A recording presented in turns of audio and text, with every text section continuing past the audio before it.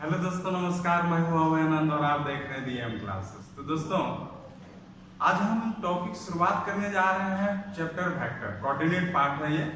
देखिए, कोऑर्डिनेट आपका 17 मार्क्स का है और इसमें दो ही चैप्टर है, एक है वेक्टर, एक है 3D। तो 3D और वेक्टर से आप 17 नंबर उठाने का बहुत अच्छा अवसर होता है, क्योंकि वेक्टर बहुत ही आसान टॉपिक है। इसलिए हम सोचे कि चलिए सबसे पहले आपको ऑनलाइन हम वेक्टर चैप्टर ही कवर करा दें। तो देखिए, यहाँ पे वेक्टर की शुरुआत कैसे करते हैं। तो देखिए, वेक्टर का हिंदी मीनिंग होता है सदिश। आप किसी भी क्वांटिटी को दो भाग में बांटते हैं। किसी भी क्वांटिटी को, फिजिकल क्वांटिटी जो भी है उसको आप दो भाग में बांटते हैं। हाँ, चलिए हम यहाँ से देखिए कैसे कैसे हम लोग वेक्टर को डिफाइन करते हैं। अगर हम बात करेंगे किसका, तो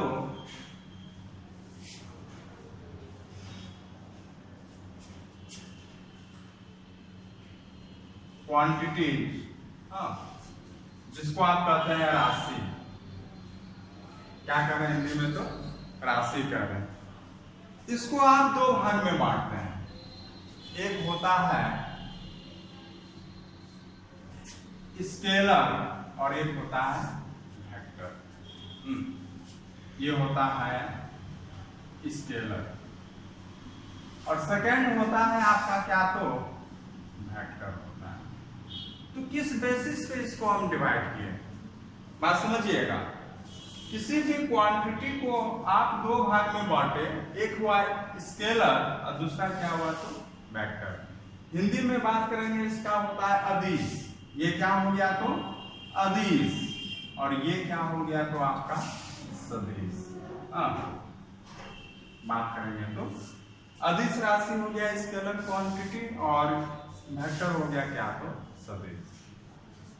देखिए, यहाँ पे आपका जब भी बात करेंगे स्केलर क्वांटिटी का, सुनिएगा, हम जब बात करेंगे किसका, तो स्केलर क्वांटिटी का, तो स्केलर में ओनली क्या होगा, मैग्नीट्यूड हो जाएगा, ओनली मैग्नीट्यूड।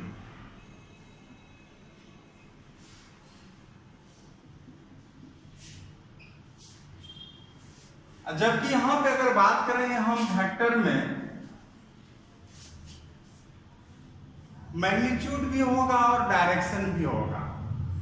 बात समझे ना। कब, जब आप बात कीजिएगा किसमें, सेकंड नंबर में हम जब बात कर रहे हैं किसमें, तो वेक्टर में। वेक्टर में आपका मैग्नीट्यूड भी होगा और क्या होगा, तो डायरेक्शन भी होगा। तो यहां पे जो होगा, मैग्नीट्यूड भी होना चाहिए एंड डायरेक्शन होना चाहिए, है कि नहीं। यहाँ पे क्या होना चाहिए, तो मैग्नीट्यूड भी होना चाहिए और क्या होना चाहिए, तो आपका डायरेक्शन होना चाहिए। कब, वेक्टर क्वांटिटी में। और स्केलर क्वांटिटी में ओनली क्या होगा, तो आपका मैग्नीट्यूड हो जाएगा। बात समझे कि नहीं समझे। अगर हिंदी में इसको हम बात करेंगे तो जिसका क्या है, सिर्फ परिणाम होना चाहिए। सिर्फ क्या होना चाहिए, परिणाम होना चाहिए। और यहां पे परिणाम और दिशा दोनों होना चाहिए। देखिए दोस्तों, क्वांटिटी को हम इसी प्रकार से बांटते हैं। एक बार फिर से रिकॉल करते हैं कि क्वांटिटी को, राशि को दो भाग में बांटे, स्केलर में और किसमें, तो वेक्टर में। स्केलर हमको यहाँ पे पढ़ना नहीं है, हमको यहाँ पे पढ़ना क्या है, वेक्टर पढ़ना है। हाँ, तो स्केलर कब होगा, जहां पे ओनली मैग्नीट्यूड होगा, सिर्फ परिणाम होगा। जिस राशि का सिर्फ क्या होगा, परिणाम होगा। और वेक्टर कब होगा, जब यहाँ पे मैग्नीट्यूड भी होगा और क्या होगा, तो डायरेक्शन भी होगा। परिणाम भी होगा और क्या होगा, तो डायरेक्शन भी होगा। अब लीजिए कुछ एग्जाम्पल लेते हैं। यहां से देखिए, एग्जाम्पल नहीं आएगा और कुछ नहीं आएगा। अब एग्जाम्पल में जैसे लेते हैं टाइम, जिसको आप बात कर रहे हैं समय, वेट,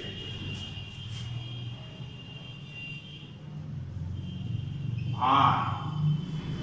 देखिएगा दोस्तों, क्या हो गया, टाइम, वेट, और कुछ उदाहरण लीजिए यहाँ पे, लेंथ, लंबाई, लंबाई, टेम्परेचर, तापमान, ये सब आपका किसका उदाहरण हुआ? ये सब स्केलर क्वांटिटी हुआ। टाइम 4:30, 5 कुछ भी, जो भी आप कहिएगा। वेट कितना वजन हुआ, 2 kg, 3 kg। Length 2 metre, 3 metre, 4 metre, जो भी हो। टेम्परेचर 27 डिग्री, 28 डिग्री, जो भी होगा। इसमें सिर्फ उसका परिणाम आ रहा है, मैग्नीट्यूड आ रहा है, इसमें डायरेक्शन नहीं आ रहा है। लेकिन हम बात कर रहे हैं एग्जाम्पल किसका? हम एग्जाम्पल बात कर रहे हैं किसका? तो वेक्टर का। फोर्स,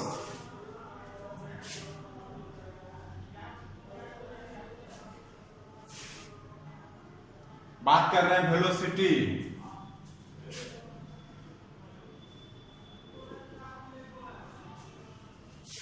बात कर रहे हैं हम किसका? तो एक्सेलरेशन।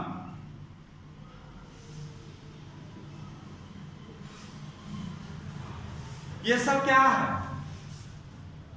ये सब में परिणाम भी है और क्या है? दिशा भी है।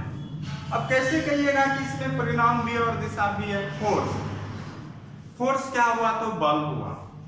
जब भी आप किसी वस्तु पर फोर्स लगाइएगा तो उसमें पोजीशन भी चेंज होगा, मतलब दिशा भी चेंज होगा, और कुछ ना कुछ वहां पे परिणाम भी लगेगा। वेलोसिटी बात कर रहे हैं कि एक स्पीड, आप अगर एक जगह से दूसरी जगह जा रहे हैं, वेलोसिटी तभी होगा ना। जैसे 40 किलोमीटर पर आवर, आप 1 किलोमीटर में 40 किलोमीटर चल गए। इसका मतलब है कि आप जब इनिशियल पोजीशन पहले कुछ और था, आप फिर 40 किलोमीटर जब 1 घंटे में चले गए तो आप फिर क्या किए? अपना पोजीशन बदले, तो वहां पे डायरेक्शन चेंज हुआ कि नहीं हुआ? तो इस प्रकार से आपका यहाँ पे डायरेक्शन भी चेंज हो रहा है। और यहाँ पे क्या हो रहा है? तो हम बात करेंगे अभी किसका? तो वेक्टर का। हम बात करेंगे किसका? तो वेक्टर का।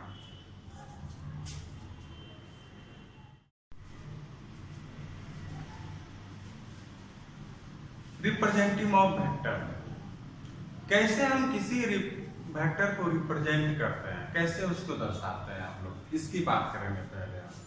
क्योंकि स्केलर तो हम वहाँ पे आप डिफिनेशन पे ही छोड़ रहे हैं, स्केलर के बारे में चर्चा यहाँ पे नहीं करना। बात कर रहे हैं किसका? तो हम वेक्टर की बात कर रहे हैं। देखिए दोस्तों, जब भी अगर वेक्टर की बात हो तो सबसे पहले ये समझिएगा कि यहाँ पे आपका 2 बातें हो रहा है। एक हो रहा है इनिशियल पोजीशन और एक हो रहा है किसका? तो फाइनल पोजीशन का। बात समझे ना? जैसे कि यहीं पे लाइन हो गया आपका, तो ये आपका कहलाएगा प्रारंभिक बिंदु। क्या कहलाएगा? तो बात करेंगे इनिशियल पोजीशन, और इसको आप क्या कहिएगा? तो फाइनल पोजीशन। फाइनल पोजीशन कहिए या टर्मिनल पोजीशन कहिए, दोनों एक ही चीज है। अगर हिंदी में बात करेंगे इसको कहेंगे प्रारंभिक बिंदु। ये ए मान लीजिए और क्या हो गया? तो ये बी हो। क्या है? तो प्रारंभिक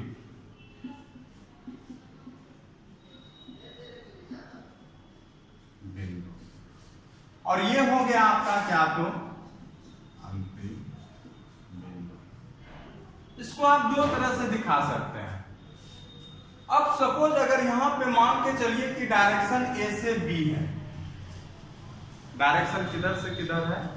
देखिए एरो किधर की ओर जा रहा है? बी की ओर जा रहा है। इसका मतलब ये है कि आप किधर से किधर मूव कर रहे हैं? आप ए से किधर मूव कर रहे हैं? तो बी की ओर मूव कर रहे हैं। आप ए से किधर मूव कर रहे हैं? तो बी की ओर मूव कर रहे हैं। तो यहां पे आप कैसे दर्शाइएगा? ए बी वेक्टर। देखिए अगर मान के चलिए कि इसका नाम यहां पर दे दिया ए, कितना दे दिया है? ए। तो दूसरा आप इसको जो दर्शा सकते हैं किस रूप में? तो ए वेक्टर के रूप में दर्शा सकते हैं, क्योंकि यही तो है ना, यही आपका जो इसका मान है ए है। ए से बी वेक्टर दर्शाइए, या नहीं तो इसके बदले क्या लिख सकते हैं, तो आप ए वेक्टर दर्शाइए। अगर इसी का डायरेक्शन यहाँ पे चेंज हो जाता है, देखिएगा अब यहाँ पे ए है और ये क्या है, बी है, लेकिन डायरेक्शन अब आपका बी की ओर नहीं है, आपका डायरेक्शन किधर की ओर है, तो ए की ओर है। इसका मतलब है कि आप किधर से किधर आ रहे हैं, बी से ए की ओर आ रहे हैं। आप किधर से किधर आ रहे हैं, बी से ए की ओर आ रहे हैं। तो बी से ए की ओर जो आ रहे हैं, तो आपका इनिशियल पोजीशन तो ये होगा, क्योंकि बी से आ रहे हैं आप किधर की ओर, ए की ओर आ रहे हैं, तो आपका फाइनल पोजीशन कौन होगा, फाइनल पोजीशन आपका ए हो जाएगा। तो यहां से हो जाएगा आपका क्या, तो अगर यहां पे ए देते हैं तो यहां पे हो जाएगा बी ए, क्योंकि आप क्यों किधर जा रहे हैं, बी से जा रहे हैं, है कि नहीं है, तो आपका हो जाएगा बी से हो जाएगा यहाँ पे। तो किसी भी वेक्टर को जो रिप्रेजेंट करते हैं हम लोग इस प्रकार से दर्शाते हैं। अब इसी में होता है दोस्तों मैग्नीट्यूड, क्या होता है, मैग्नीट्यूड। हाँ, तो मैग्नी, अब देखिए ए बी, ये क्या, ये एरो क्या दर्शा रहा है, ये डायरेक्शन दर्शा रहा है, क्या दर्शा रहा है, डायरेक्शन दर्शा रहा है, दिशा दर्शा रहा है। इसी में जब हम बात करेंगे किसका, तो मैग्नीट्यूड का,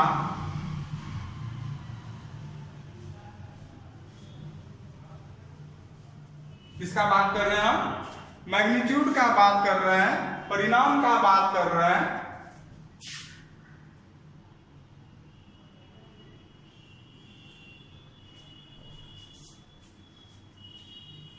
जब भी मैग्नीट्यूड बात होगा, जो भी वेक्टर होगा उसमें मोड लग जाएगा, उसमें क्या लग जाएगा, मोड। जैसे यहां मान निकाल रहे हैं किसका, अभी सोचिए कि हम इसका परिणाम निकाल रहे हैं, हाँ किसका परिणाम निकाल रहे हैं, तो आप ऊपर वाले का परिणाम निकाल रहे हैं, बात समझ रहे हैं, ध्यान से देखिएगा। हम बात कर रहे हैं किसका, तो मैग्नीट्यूड का बात कर रहे हैं।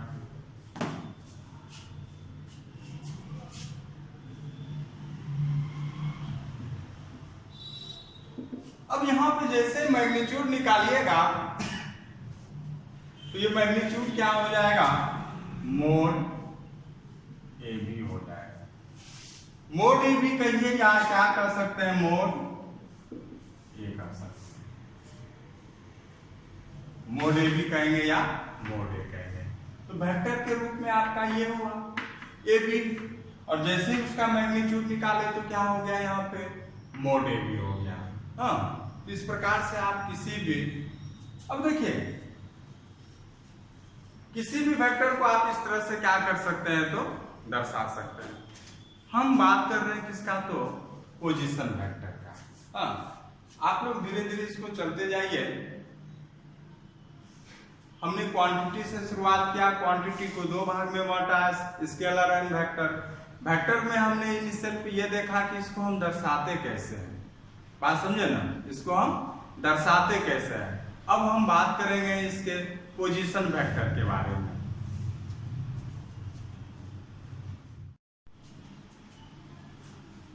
चलिए दोस्तों, हम डिस्कस कर रहे हैं अब क्या, तो पोजीशन वेक्टर।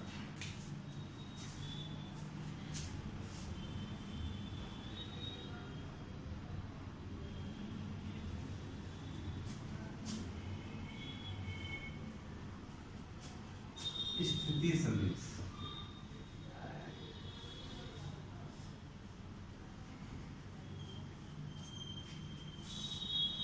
ध्यान से समझिएगा।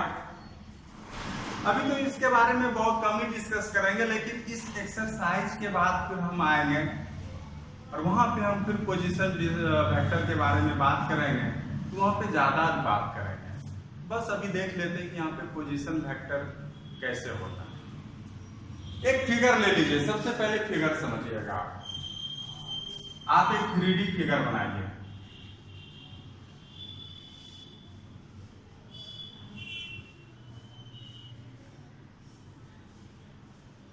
इसमें थोड़ा सा इमेजिन भी कीजिए ताकि आपको समझने में सहूलियत हो। हाँ,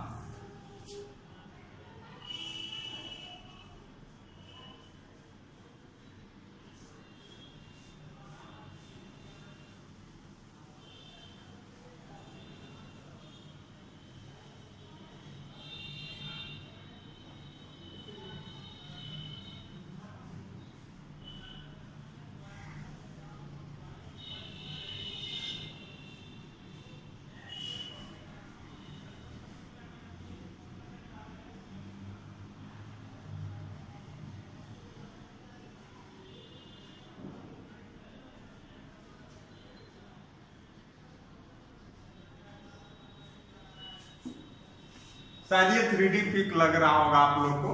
हाँ, 3D पिक लग रहा होगा।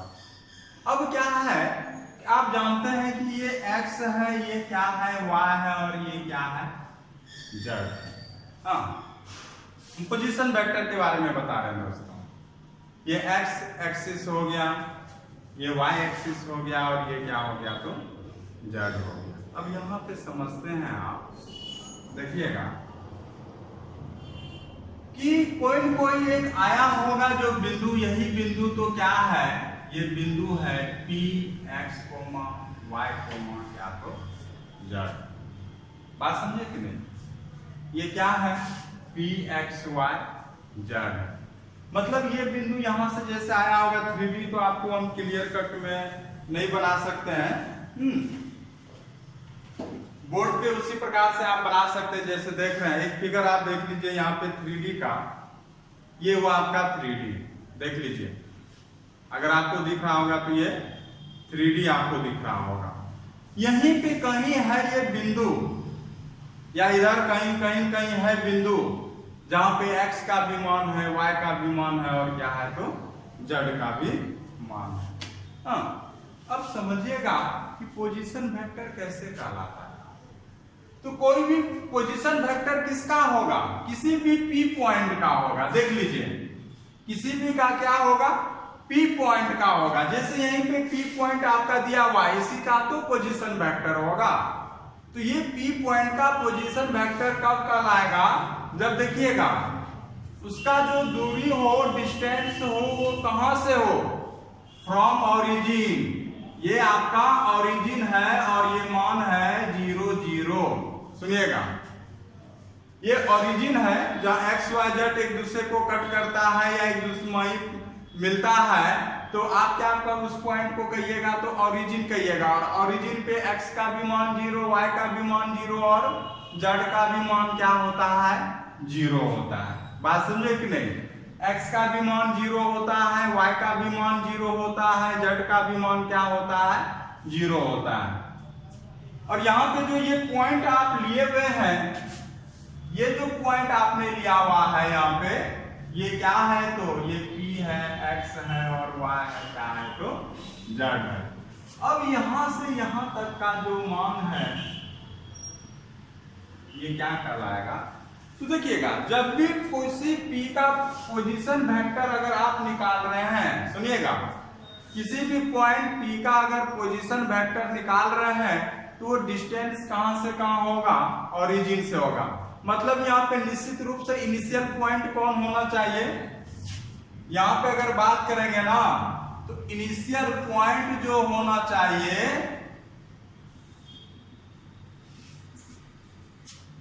0,0,0 होना चाहिए, इनिशियल पॉइंट। और फाइनल पॉइंट क्या होना चाहिए, यहाँ पे फाइनल पॉइंट होना चाहिए P x, y, z। यहाँ पे फाइनल पॉइंट क्या होना चाहिए, P x, y, z। तब ये जाके यहाँ पे क्या कहलाएगा, पोजीशन वेक्टर OP कहलाएगा। पोजीशन वेक्टर क्या कहलाएगा, स्थिति सदिश हिंदी में बोल रहे हैं, तो पोजीशन वेक्टर जो कहलाएगा यहाँ पे, वो क्या कहलाएगा, O से P, क्योंकि O से आप P की ओर जा रहे हैं ना, तो क्या कहलाएगा, O से P। देखिए जनरली इसको जो पोजीशन वेक्टर को आप किससे दर्शाते हैं, R वेक्टर से दर्शाते हैं। किससे दर्शाते हैं, तो R वेक्टर से दर्शाते हैं। तो आप इसको यहाँ पे क्या दिखाइएगा, R वेक्टर दिखाइएगा। बात समझे ना, यहाँ पे क्या दर्शाइएगा, तो R वेक्टर दर्शाइएगा। OP को ही आप क्या कह सकते हैं, यहाँ पे तो आप इसको कह सकते हैं R वेक्टर। बात समझे ना, यहाँ पे क्या कर सकते हैं। अब यहाँ पे बात हुआ मैग्नीट्यूड का, बात समझे ना, तो यहाँ पे बात क्या हुआ, तो मैग्नीट्यूड का। तो बता सकते हैं कि यहाँ पे मैग्नीट्यूड क्या होगा, आप लोग बता सकते हैं कि यहाँ पे मैग्नीट्यूड क्या होगा। तो चलिए हम बात कर रहे हैं किसका, तो मैग्नीट्यूड का बात कर रहे हैं।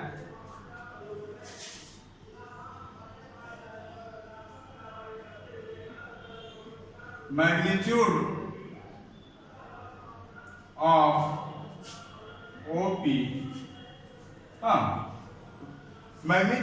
बोला तो मोड लग जाएगा, तो मोड ओपी कहिए या आर वेक्टर कहिए, ये हो जाएगा। एक्चुअल में दोस्त यहाँ पे देखिए आप किसको निकाल रहे हैं, एक्चुअल में आप यहाँ पे देखिए किसको निकाल रहे हैं, तो इस ओपी डिस्टेंस को निकाल रहे हैं। किसको निकाल रहे हैं, तो आप ओपी डिस्टेंस को निकाल रहे हैं। तो यहाँ पे कौन सा फॉर्मूला लगाइएगा, दूरी सूत्र लगाइएगा, डिस्टेंस फॉर्मूला लगाइएगा। तो आप डिस्टेंस फॉर्मूला से क्या जानते हैं बताइए, तो x2 माइनस x1 का whole square plus y2 minus y1 का square plus z2 minus z1 का स्क्वायर। चूंकि यहाँ पे x1 y1 z1 0 0 है और x2 y2 z2 मतलब यहाँ पे क्या है, तो xy z है।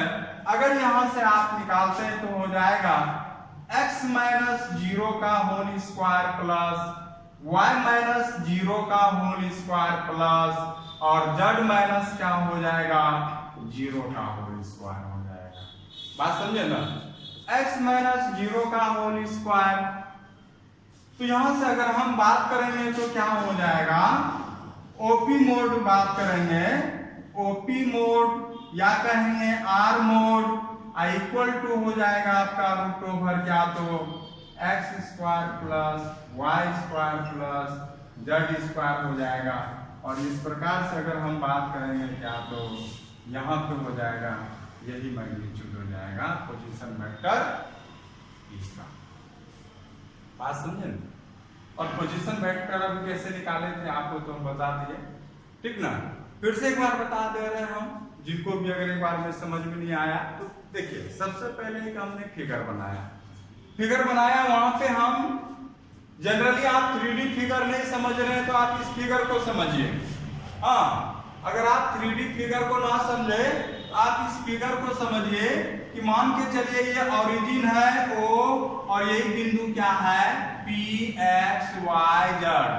ये जो हुआ OP क्या होगा, देखिए पोजीशन वेक्टर कब होगा, पोजीशन वेक्टर उस समय होगा जब इसका इनिशियल पॉइंट प्रारंभिक बिंदु ओरिजिन हो, मूल बिंदु हो, मूल बिंदु हो, मूल बिंदु की जहाँ एक्स वाई जेड क्या करता है, एक दूसरे को कट करता है कि नहीं। ये ओरिजिन हो मतलब 0 0 हो और दूसरा बिंदु जो दिया गया है पी एक्स वाई जेड, तो ये इसी का पोजीशन वेक्टर निकलेगा।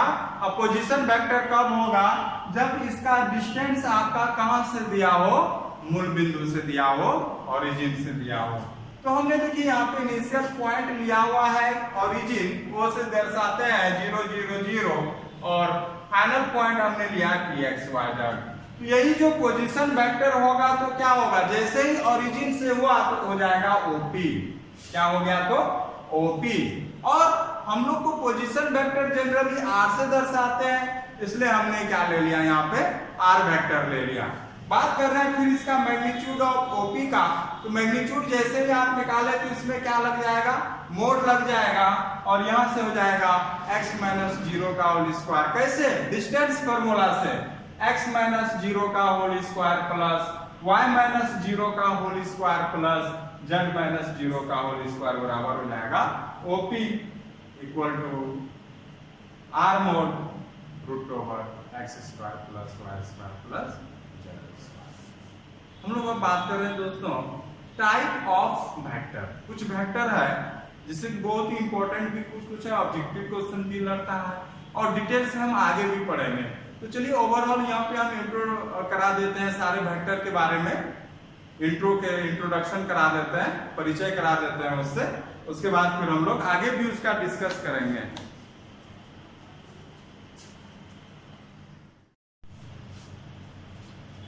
चलिए दोस्तों हम बात कर रहे हैं टाइप ऑफ वेक्टर, सदिश के प्रकार। अगर देखा जाए तो यहां पे आप लोग देख रहे हैं क्या है, तो शून्य सदिश पहला है जीरो वेक्टर, दूसरा लिए हुए हैं मात्रक सदिश यूनिट वेक्टर, तीसरा लिए हुए हैं आप क्या तो सह आदिम सदिश को इनिशियल वेक्टर, संरेख सदिश को लीनियर वेक्टर, समान सदिश इक्वल वेक्टर और ऋणात्मक सदिश नेगेटिव वेक्टर।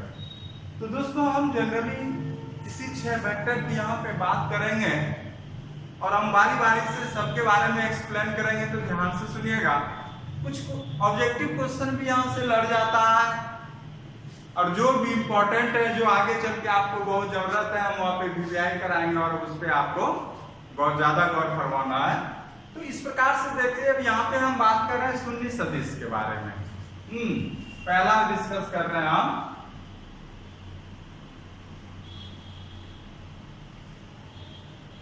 Zero vector.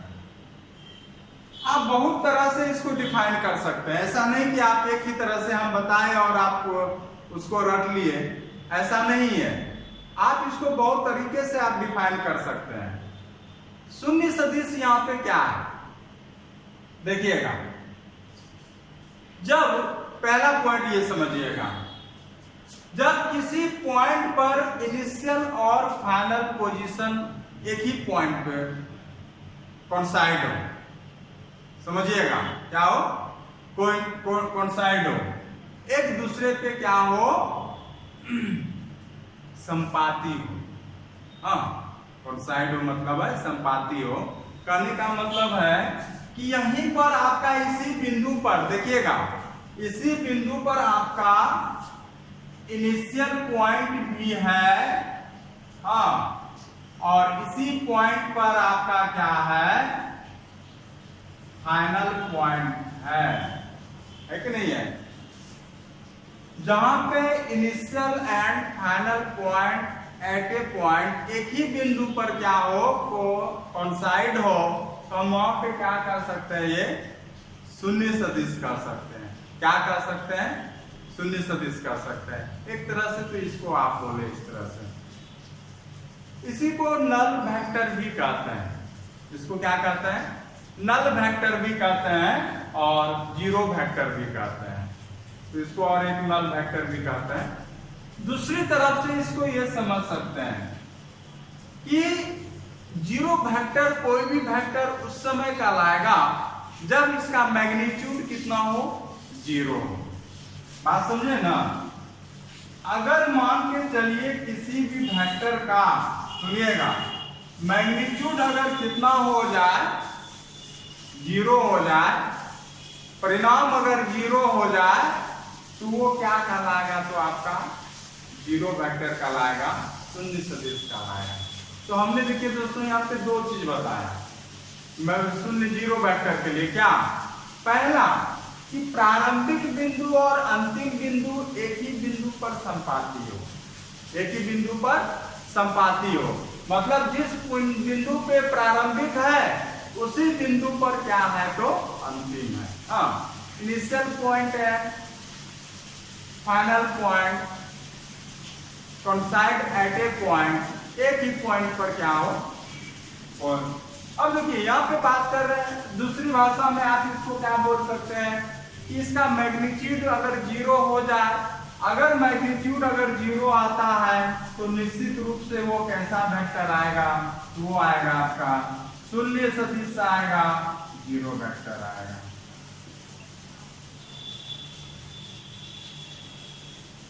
बात समझ गए ना। पहला तो आसानी से समझ गए होंगे। बात कर रहे हैं हम दूसरे के बारे में।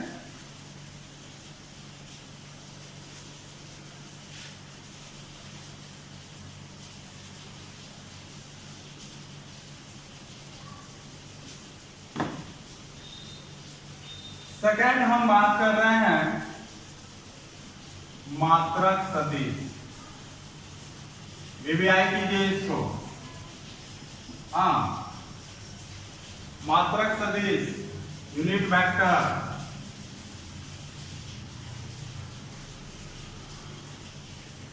और इसको कहते हैं इकाई सदिश भी कहते हैं। देखिएगा, कभी कभी नाम में प्रॉब्लम हो जाता है, वहां पे मात्रक ना लिख के हिंदी वाले में इकाई दे दिया है, कहीं इकाई ना दे के मात्रक दे दिया है। इंग्लिश में बात करेंगे तो यूनिट वेक्टर, सबका एक ही चीज, सब एक ही चीज है, नाम में फर्क है। मात्रक, इकाई, यूनिट, सबका मीनिंग एक होता है। ऐसा वेक्टर जिसका मैग्नीट्यूड 1 हो, ऐसा वेक्टर जिसका मैग्नीट्यूड कितना हो 1 हो। यहां पे अगर बात करेंगे इसका मैग्नीट्यूड कितना होना चाहिए 1 होना चाहिए। अब कोई वेक्टर ए है, मान के चलिए यही ये वेक्टर ए है और इसका मैग्नीट्यूड अगर यहाँ पे मान के चलिए कि 1 दे देता है, क्या दे देता है 1 दे देता है, यानी तो समझिए कि यहाँ पे ए दिया हुआ है, यहाँ पे बी दिया हुआ है। अब डायरेक्शन मान के चलिए ए से बी है, ए से बी है, अब इसका परिणाम कितना है तो 1 है। जैसे ही परिणाम 1 होगा ए इज कॉल्ड यूनिट वेक्टर। ए क्या कहलाएगा तो मात्रक सदिश कहलाएगा। काहे कि इसका मैग्नीट्यूड कितना दिया हुआ है तो 1 दिया हुआ है। तो यहाँ पे बात करेंगे इसका मैग्नीट्यूड कितना है, ये कहलाएगा क्या तो जैसे ही आप ए बी और यहाँ पे मोड ए का वेक्टर हो गया 1, तो आप कहिएगा ये क्या है तो यूनिट वेक्टर है, मात्रक सदिश कहलाएगा। बहुत सिंपल है, कुछ भी बात को समझने के लिए यहाँ पे बहुत सिंपल है, ये उतना हार्ड नहीं है। हम बात कर रहे हैं किसका तो सआदिम सदिश को इनिशियल वेक्टर। हम बात कर रहे हैं तीसरा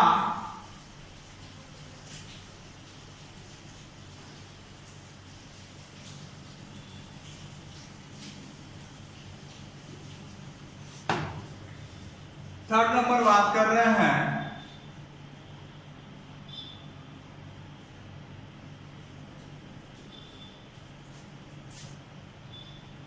कोइनिशियल वेक्टर, और हिंदी में कहेंगे सह-आदिम सदिश।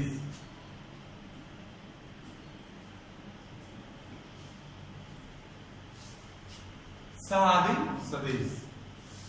देखिए दोस्तों, सह-आदिम सदिश कब कहलाएगा, बहुत ध्यान से देखिएगा। किसी भी एक इनिशियल, देखिए को इनिशियल नाम से ही है, को मतलब कॉमन। हाँ, जब 2 या 2 से अधिक यहाँ पे लाइन निकलता हो किस बिंदु से, को इनिशियल बिंदु मतलब एक ही बिंदु से निकलता हो।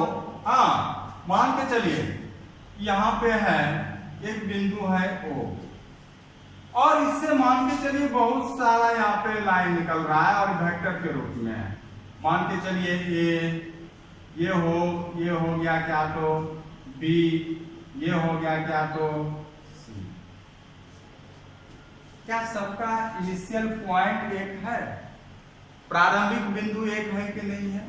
हाँ, अगर एक ही बिंदु से बहुत सारा मतलब 2 या 2 से अधिक वेक्टर अगर निकलता है तो क्या कहलाएगा, को इनिशियल वेक्टर कहलाएगा।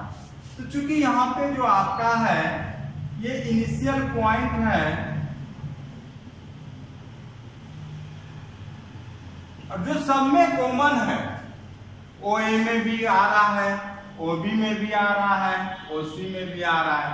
तो जैसे इनिशियल पॉइंट प्रारंभिक बिंदु आपका क्या हो रहा है, कॉमन हो रहा है, तो इस प्रकार से आप कह सकते हैं कि ये जो ओ ए वेक्टर कहलाएगा और ओ बी वेक्टर जो कहलाएगा और ओ सी वेक्टर जो कहलाएगा, ये क्या कहलाएगा तो को इनिशियल वेक्टर कहलाएगा।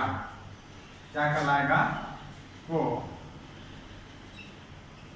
इनिशियल वेक्टर कहलाएगा। सह आदिम सदिश क्या कहलाएगा तो सह आदिम सदिश कहलाएगा। बात समझ गए ना? हम बात कर रहे हैं किसका तो अब संरेखित सदिश का, कोलिनियर वेक्टर।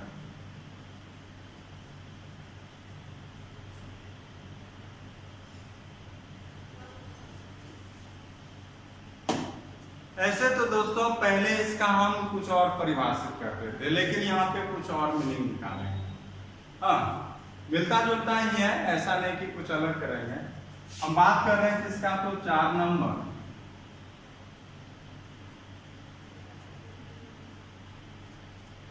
Collinear vector.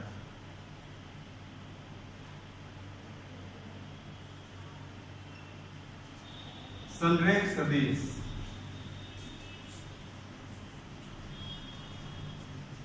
इसका बात कर रहे हैं तो संरेख सदिश की हम बात कर रहे हैं। देखिएगा, हम यहां पे सिर्फ पहले क्या बोलते थे कि एक बिंदु, एक रेखा पर 3 बिंदु अगर हो, एक स्ट्रेट रेखा, याद कीजिएगा, ए बी सी, याद कीजिए। पहले कोलिनियर को आप कैसे डिफाइन करते थे कि एक ही स्ट्रेट लाइन पर, सीधी रेखा पर 3 बिंदु हो, ए बी सी, हाँ, तो वो क्या कहलाता था? संरेख। यहां पे अगर वेक्टर है तो यहां पे देखिएगा, यहां पे A B vector, BC vector, AC vector, ये क्या कहलाएगा? तो कोलिनियर कहलाएगा। इतना ही नहीं, यहां पे मान के चलिए कि एक वेक्टर अगर A और B वेक्टर पैरेलल है, बात समझे ना? अगर AB पैरेलल है तो AB पैरेलल भी अगर रहेगा तो वहां पे A और B क्या कहलाएगा? कोलिनियर वेक्टर कहलाएगा। A, B यहाँ पे वेक्टर क्या कहलाएगा? कोलिनियर कहलाएगा। बात समझे ना? कि एक भी रेखा पे है या पैरेलल है। अब पैरेलल का मतलब ये नहीं कि दोनों का डायरेक्शन सेम ही होना चाहिए। ऐसा भी केस है कि मान के चलिए कि एक ए इधर जा रहा है और बी किधर जा रहा है? इधर जा रहा है, तो ये भी पैरेलल है, ये भी क्या कहलाएगा? तो आपका कोलिनियर कहलाएगा। तो दो तरह से हम लोग समझे, अगर एक रेखा पर भी है या पैरेलल है, दोनों केस में क्या कहलाएगा? वो कोलिनियर कहलाएगा। बात समझे ना? वो वेक्टर क्या कहलाएगा? कोलिनियर कहलाएगा। कोलिनियर के बारे में क्लियर हुआ होगा। हम बात कर रहे हैं किसका? तो इक्वल वेक्टर का, समान सदिश का।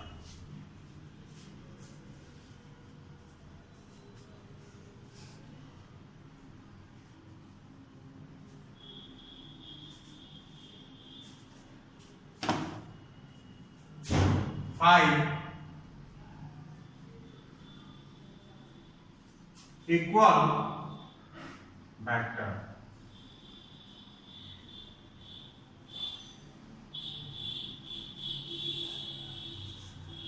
समान सदिश।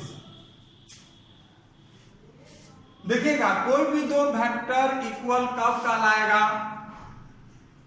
जब equal magnitude and equal direction हो। सेम डायरेक्शन, क्योंकि इक्वल तो नहीं है, equal magnitude and same direction हो।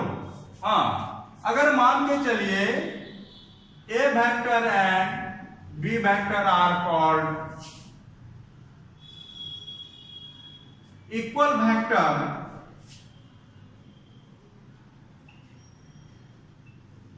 कब? when both have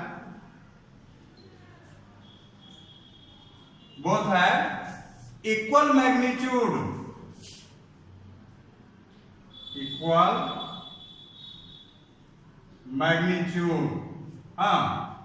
and same direction।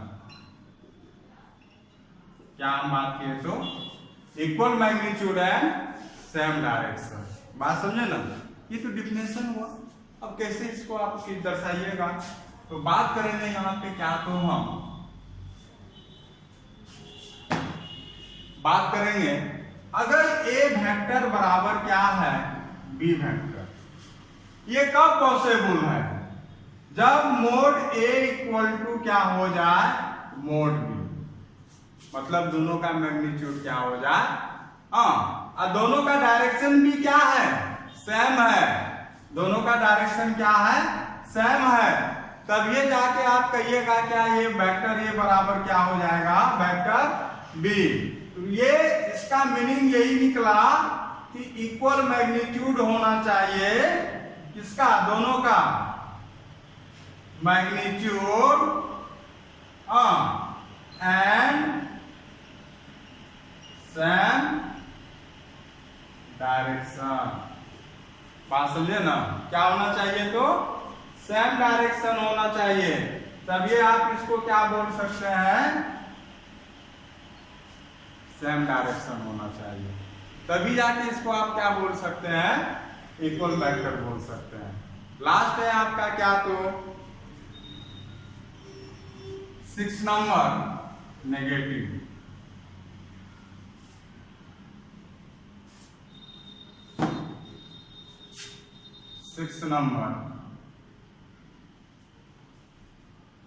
Negative vector और समान ऋणात्मक सदिश।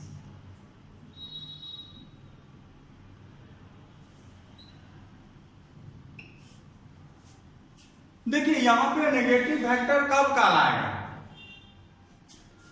यहां पे नेगेटिव वेक्टर उस समय कहलाएगा जब इक्वल मैग्नीट्यूड हो। देखिएगा इक्वल मैग्नीट्यूड हो बट नॉट सेम डायरेक्शन, लेकिन उसका दिशा क्या हो, समान नहीं हो। यहां पे है एक कंडीशन तो ये है, दूसरा यहां पे होना चाहिए कि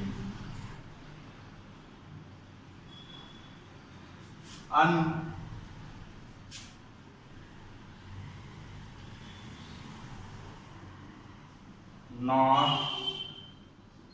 सेम डायरेक्शन।